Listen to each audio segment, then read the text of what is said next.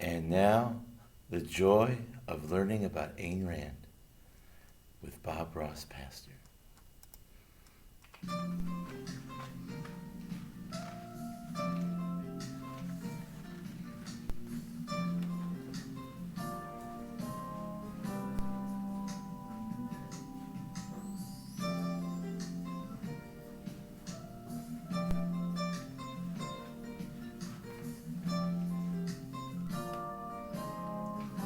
Morning, boys and girls. Happy to see you in the studio today, but before we run the colors, let's want to have you meet my friend here, Frank. Frank's a flamingo, and he was sent in from one of our viewers in Florida. I can't say his name because he just got arrested for throwing an alligator through a drive-through window to teach it a lesson. But hey, it's Florida, man. Let's get into it. I want to say thank you to Patty in Paris, France, for sending this tie from all the way back in 1997. Let's get into it. We'll turn that music down a little bit, though.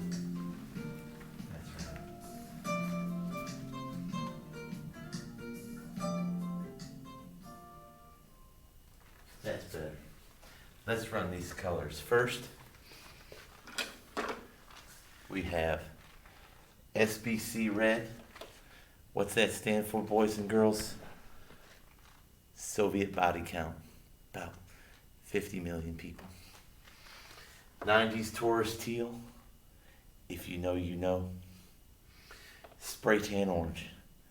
It's a favorite in this part of the country, and well, quite recently, a very presidential color, beautiful color, lovely color. Not the best color ever, though. Mary Berry Magenta. Just sounds like a name that a 50-year-old white woman would get for a latte.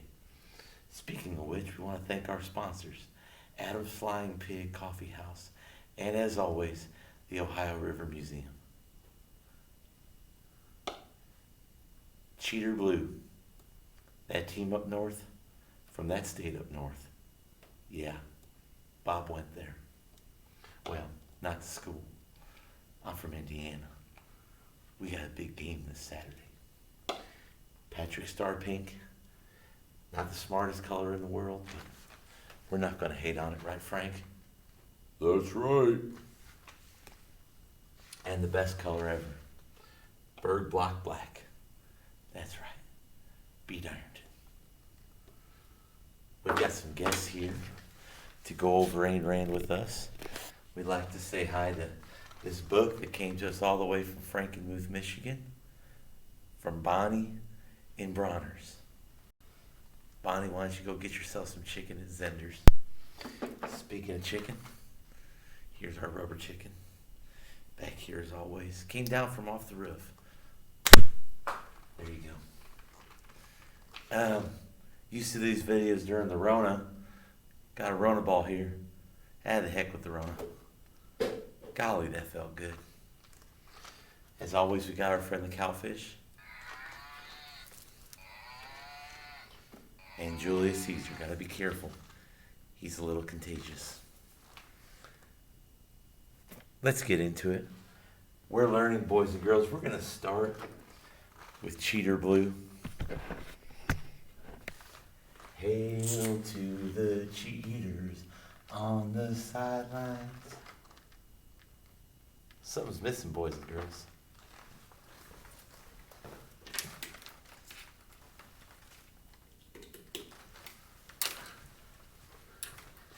There you go. Now it's lit. We're going to learn today about a nice lady named Ayn Rand. And she wrote a book called Anthem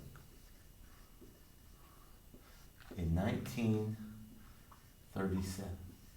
Excuse me, 38. Now, she was born in Russia. And that's no sin. But there were problems, boys and girls. Her dad was a pharmacist, and they forced him to stop being a pharmacist and tried to make him a farmer. And that didn't work. She studied at university. And I want to say it's either in Petersburg. Let's take out our books, boys. Oh, man. Frank had one too many. He just hit the floor. We're going to have to send him back to Marie. I want to say it was Leningrad or St. Petersburg. I'm wrong. It's Petrograd. That means the city of Peter. So she studied at the university at Petrograd. And in 1924, she got a film scholarship. A film study scholarship. You see, what she convinced the Soviets, boys and girls, was she knew that communism is crap. And she convinced the Soviets to let her study in America. And once she went to America, she never looked back. America. So she got a film study scholarship. And she moved pretty much permanently to the hold on a second. SBC red. S-A. And her main philosophy was objectivism. And it's a belief in the supremacy of individual liberty, which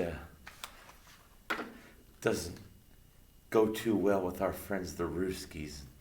Bob knows a little bit about that from his experience and serving Uncle Sam, but I was a different man then, making different decisions. No mistakes, just happy little accidents. Let's get back into it. It looks like, boys and girls, we've come to one of Bob's favorite parts of the show, when we have to erase the board. Let's have fun with this. What you want to do is just get into that canvas there. There we go. Just kind of just watch all of that ink just kind of melt away. There we go. Let's take out Ayn Rand. I mean, she's dead anyway, so she can't get offended. And now the best part, we're going to clean our brush. Let's beat this like we beat the Ruskies in the Cold War.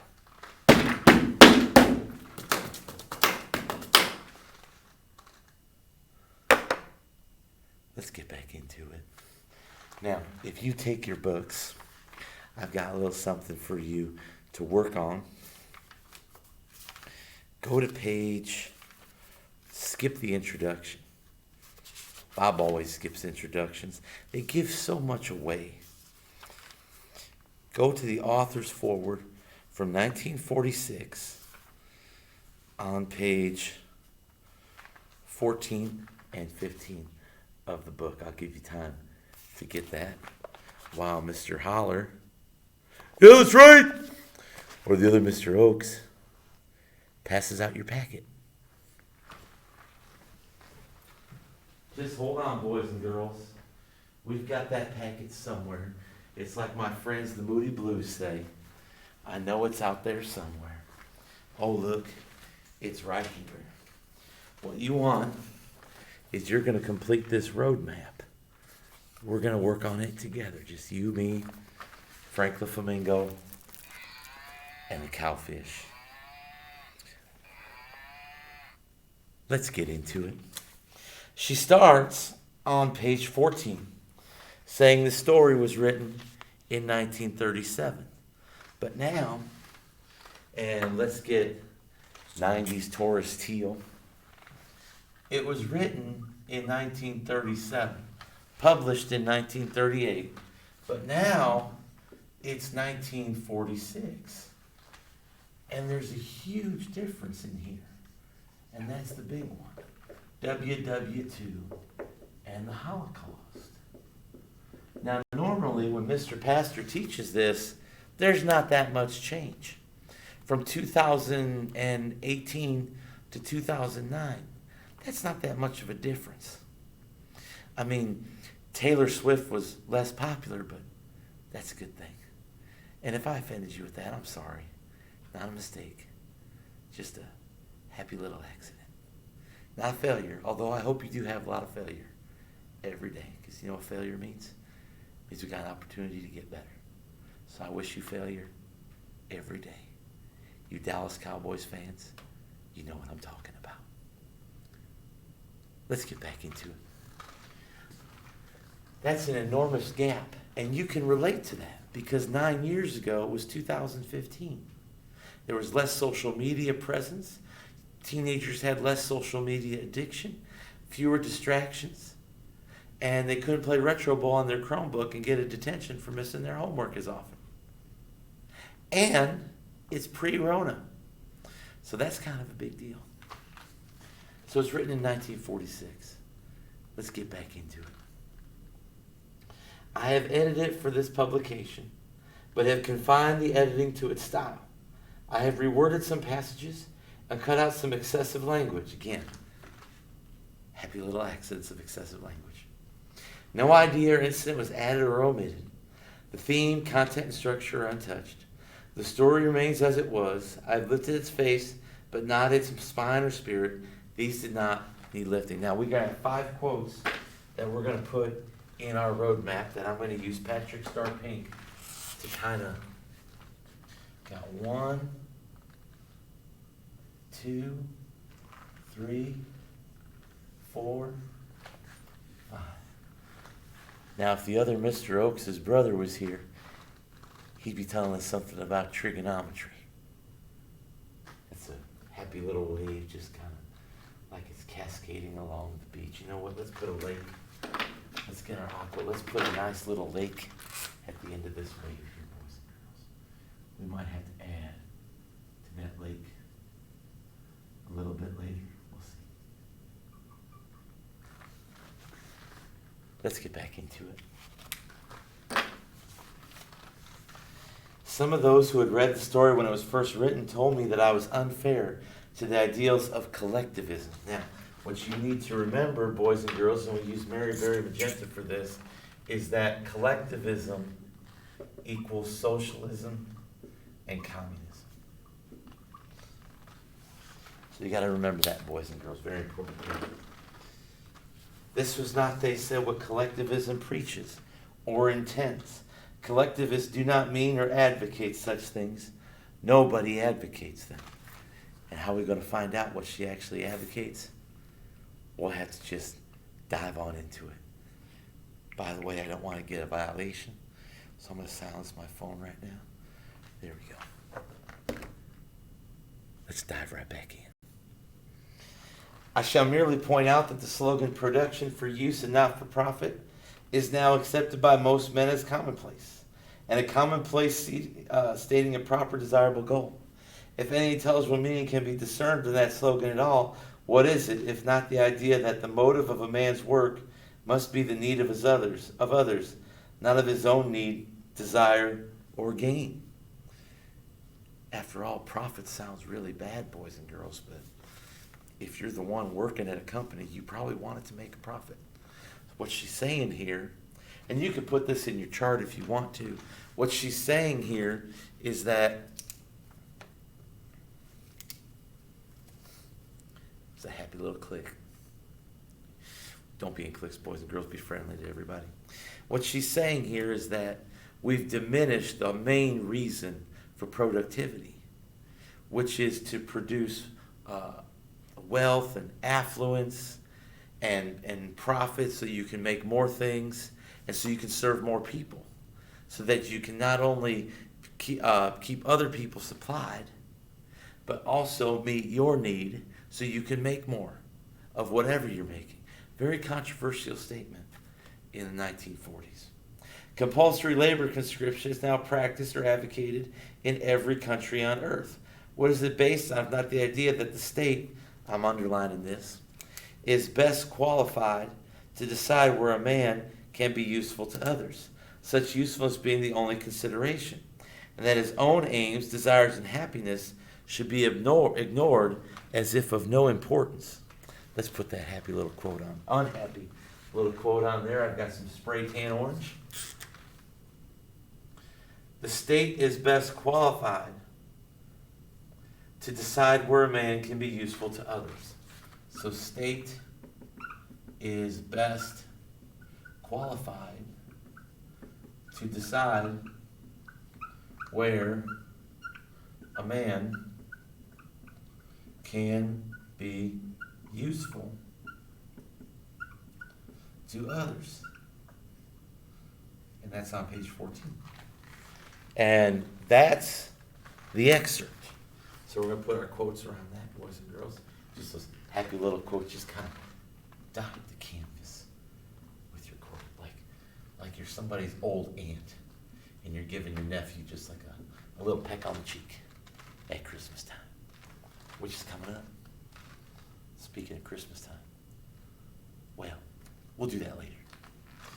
Rand's view of this is that, for Rand's view, it's none of the state's business where a man deems himself useful. Maybe you want to be a plumber. As my friend Dusty Rhodes says, if you're going to be a plumber, be the best plumber in the world. That'd be digging a ditch all day long, singing and whistling as much as you want. That's what my friend Dusty says. Dusty Rhodes, not the math teacher. Hey, I resemble that. But he's a tall guy. So if I had a regular green color, it'd be Jolly Green Giant green, or Big Dust green, because he's our Jolly Green Giant of our math department. Let's go back to the passage. Now you have to add your evaluation. Okay? Now, Frank, what's your evaluation of the state thinking that it has an interest in where a man deems himself useful? Why don't you tell us, Frank? It's a load of crap. Give me some brownies, Marie. Well, I think we just got Frank's opinion on that. Let's use Patrick Star Pink. Frank says, now you're going to write down your own estimation, obviously. You know, it's none of the government's business as long as there's no harm. We'll call that the drug dealer exception. Let's go on. We have councils of vocations, councils of eugenics, every possible kind of council, including a world council. And if these do not yet hold total power over us, is it from lack of intention? I've got a couple things that I highlighted in there. Maybe we'll circle back to that. But social gains, social aims, social objectives have become the daily bromides. That's like a pill that calms you down in your mind. It's a happy little pill for unhappy little people. It's kind of scary. And that's the word she's using. That's a scary metaphor, boys and girls. The necessity of social justification for all activities and all existence is now taken for granted. There is no proposal outrageous enough, but what its author can respectful hearing and approbation if he claims that in some undefined way it is for the common good. Let's get back into this. I've got Mary Berry Magenta. Okay? No proposal, put that in quotes, is considered outrageous. That's a Lionel Richie word, boys and girls. We can say that word all night long, all night. It's a happy little song. Okay, happy little digression. I like Lionel Richie. I especially like his hair. No proposal is considered outrageous enough if it is aimed at public good. In Rand's view of this, boys and girls, we'll use our cheater blue. Well, we've already used that down there. Let's use Soviet body count red. Rand's view of this is that this is...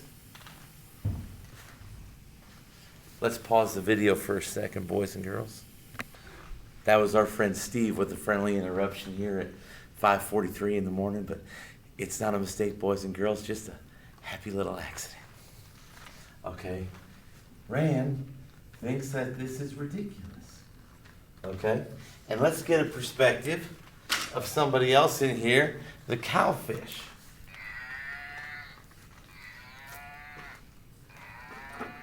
Well, we'll use our 90s Taurus teal. The cowfish thinks that this has moved too far. In other words, just because you say it's for the public good doesn't necessarily mean it's for the public good. You know, you can make something, you make a decision that you might think is for the public good, but it could affect millions of people and cause them unnecessary harm. You know, especially like if you put them in isolation unnecessarily and make them fear going out and being around other people. Not a mistake, boys and girls. It's just a happy little designed accident. You know, we got a little bit of distraction here. I'm gonna take some of these definitions off. There we go. We already got that down. We talked about the publication date and what's been going on. And I just did this so I could do this.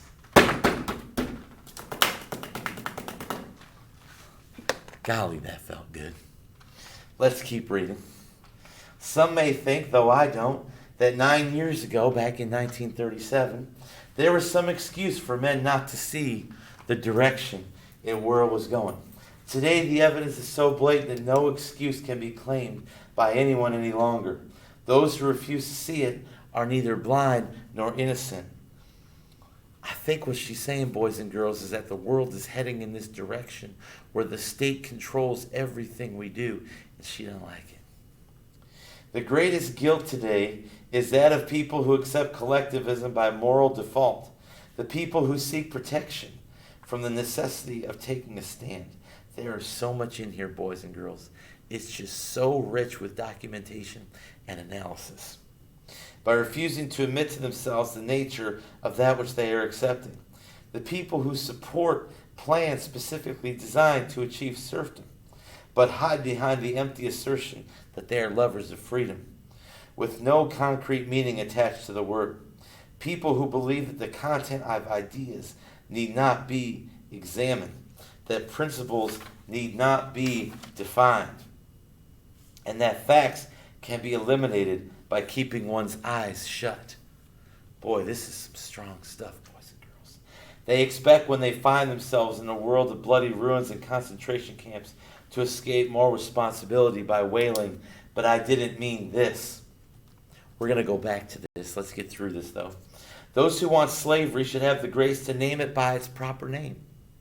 They must face the full meaning of that which they are advocating or condemning, the full, exact, specific meaning of collectivism. So she's arguing that collectivism, socialism, communism, they all lead to slavery. Well, if we look at our Soviet body count and throw in our Korean body count and throw in our Cambodian body count and throw in our Cuban body count and throw in our Nazi body count and throw in our Chinese body count, we get hundreds of millions of people dead in the name of collectivism, socialism, communism, whatever you want to call it, boys and girls. It's not a happy little accident. It's a grave misfortune of the 21st century. Not even a misfortune. It's a grave tragedy of the 20th century.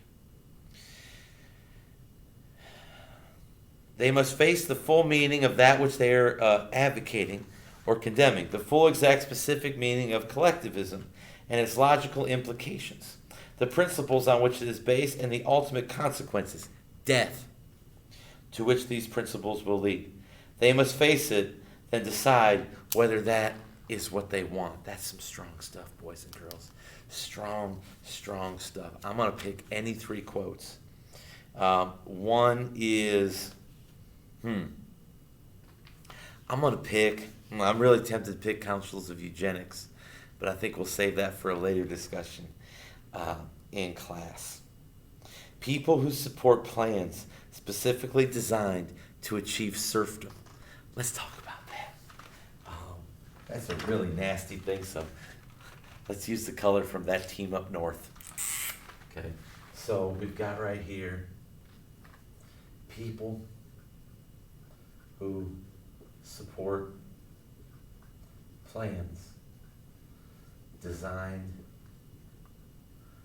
to achieve serfdom. And that's on page 15. And I think Rand's view here, we'll use Patrick Star Paint. I think Rand's view here is that collectivism, socialism, and communism lead to slavery. And I think her evidence for that is the history of the 20th century. We'll get into that when we read things like execution by hunger, terror in the countryside. And when we look at the original principles next week of the Communist Manifesto, it's not very happy, boys and girls. Well, what's your view of it? Okay. I'm kind of out of people to ask, so I'll just ask Bob. That just happened. That blow your mind? Did it, Ricky? Bob, what's your view of it? Okay. So Bob says, and Bob wants us to use, Bob's a pirate fan. He wants us to use Bird Block Black.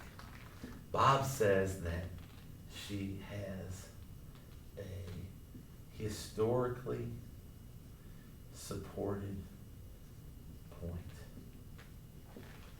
So there you go, boys and girls. That's another happy little quote. Let's draw a line. Let's make like Aerosmith. Draw a little line there. Okay, we got a little bit more illustrated to put in towards the end. All right. So that's an interesting, unhappy little quote there, but pretty accurate. People who believe the content of ideas need not be examined. This is one that Bob really likes to examine. Let's use spray tan orange, okay? And let's incorporate this fluidly, okay? Just like water on a creek coming out of that lake there, okay? She rails against those who believe the content of ideas need not be examined critically. And that's on page 15 as well. Okay. So she rails against those who believe the content of ideas need not be examined critically, and that principles need not be defined. And I think Rand's view here seems to be that we need to be more honest and critical about what we believe. And I think we're going to call somebody, okay? We're going to call somebody here and get their opinion. Let's call the Library of the World. Library of the World, how may I help you? I'm a horrible ventriloquist, boys and girls. Okay, what do you think of that quote? Okay, they gave me 2 books. Okay. So, first thing is by a guy named Bauman. I think his name was James Bauman, Dr. Bauman. He taught at Hillsdale College, boys and girls. And he wrote an interesting book, or he recommended it. Okay? There's a book called Know Why You Believe. And that's a very powerful book. There's another book that our library person recommended from Richard Weaver. Not Natalie Weaver, but maybe they're related. Richard Weaver, and it's this. It's a great quote, and it's a great book. Ideas have consequences. Now, boys and girls, there was a guy named Plato. He was a Greek philosopher, and he said that the unexamined life is not worth living. And I will tell you that the unexamined thought is not worth thinking. And I think that's what Rand is getting at here. We need to really think critically about the content of our ideas. What do they really mean? What does that thought really mean when you take it to its logical conclusion? We talked about the Declaration of Independence and how we are endowed by our Creator with certain inalienable rights. What does that mean that he uses Creator? That's a word that is, as Jefferson would say, pregnant with implications for the future. A lot of people say, well, it means this one divine being. Well, he used the word Creator. Didn't use any specific words. Maybe there's a reason why he used the word Creator. Maybe he anticipated America being this teeming shoreline for people to bring themselves in if they want a better life, no matter what background they're from, no matter what religion they have, if they have a religion. Pregnant with implications, that document is, boys and girls. And now I sound like Yoda. Happy little accident it is. Let's get back into it with one last quote. One last quote. Let's hit the concentration camps, boys and girls. We'll go to Berg Black Block. I'm going to have to erase some of the colors, but that's okay. It gives me a chance to use this. There we go. Just beat the devil out of it. Okay? Make like it's an Ironton Tiger and beat the devil out of it. Okay, so that's going to be a really competitive game. That's going to be really good.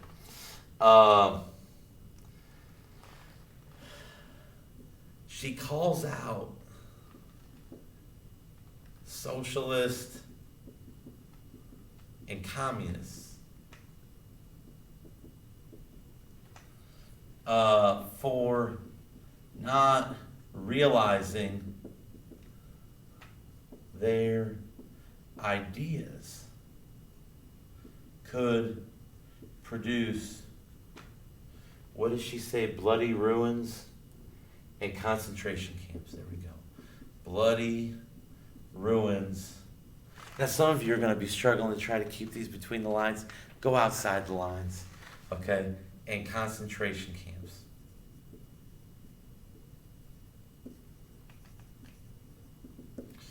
And obviously, her view is, okay, Rand's view is that socialism and communism are to blame for the bloody ruins and for the concentration camps. And if you ask all those Muslims in northwest China that are imprisoned in concentration camps right now, they'd probably agree with her. In fact, let's use them as our perspective. You're going to put your perspective on here, boys and girls. But, and make sure you fill that in. I'm going to put my perspective and fill that in with something a little bit different here. Bob Ross's view is that she's on to something. Not she's on something, she's on to something. And what I'm on to, boys and girls, hold that thought right there.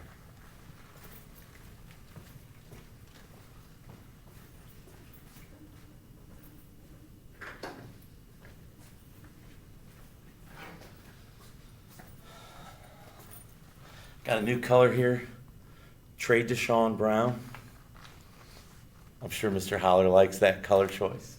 Okay, trade Deshaun Brown. Okay. What I'm going to do here for we got this lake here, but I don't know about you boys and girls. I kind of think that this lake, it's a nice little lake, and it's, got a little stream coming out of it, boys and girls, but that lake looks lonely. Let's give it a friend. Lake should have friends. There we go. Oh, look at that. Look at this. Look at the tree trunk on this. There we go. Oh boy, it's got some snow on it. Okay, there you go. That looks like a nice, happy little tree trunk. Hey, let's put some foliage on it. Let's put some foliage on it. There we go. There we go. Looks like it's 6 a.m. Bob really likes the hairstyle on this tree here. I kind of resemble this annotation. All right. And you know what? Let's put this. Let's have this. It's really like a damp, dreary November in Bob's soul right now. So let's make this a spring tree, boys and girls. We'll put some cherry blossoms. Now, what you want to do is you just want to kiss the whiteboard with the marker. Just there you go. There we go. Look at all those cherry blossoms. Spring is so much better than fall. Don't have to worry about all that stupid pollen, right? Looks like I got a little bit of a trunk smudge in there, so we're just gonna there we go, just kind of gloss that over. There we go, I'm gonna gloss that over. Okay, just kind of get a little fro-like edge there. Bob really likes that kind of style in the perimeter of a tree there. We could, if we really wanted to get technical, it looks like we've got 6 blossoms across. So our radius is 3, which means our circumference is 6 pi, which is about 19.04. Maybe Mr. Holler can check that. And it means our area is going to be 9 pi. That's right. That's going to be about 28 point something, like 28.5 maybe. I'm not sure. Okay. Our area is going to be 9 pi. Isn't that a happy little accident? I think it's going to be 28.4. I'm not too sure, but we'll see. I think it's going to be 28.4. Mr. Holler will have to check on that. Get back to me. We've got this just happy little lake, and this beautiful little landscape here. Let's put a bird in that tree. Let's put a bird in that tree, boys and girls. There we go. There we go. There we go. That's a pretty little cardinal in there. So that's well, we got one more thing.